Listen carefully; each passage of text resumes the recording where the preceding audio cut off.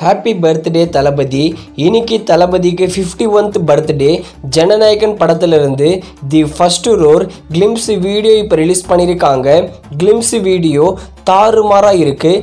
தளபதி கிட்ட இருந்து இந்த மாதிரி அன்எக்ஸ்பெக்டடான லுக்கை எதிர்பார்க்கவே இல்லை.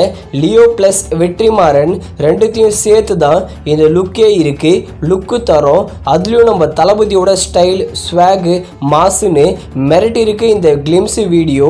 இந்த படத்தில் தளபதி போலீஸ் ரோலில் தான் நடிக்க போகிறாருன்னு ஆல்மோஸ்ட் மறுபடியும் கன்ஃபார்ம் பண்ணிட்டாங்க.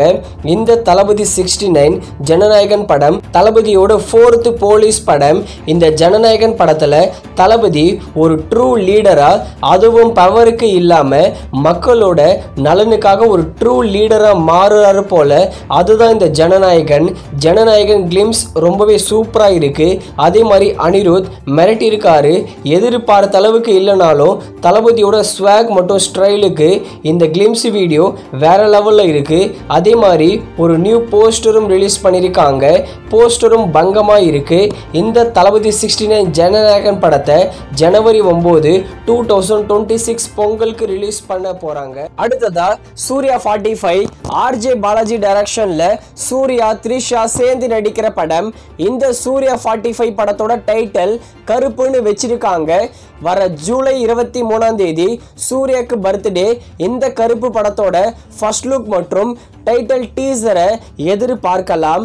இது ஒரு ஃபேண்டசி கலந்த ஆக்ஷன் ரூரல் மூவி.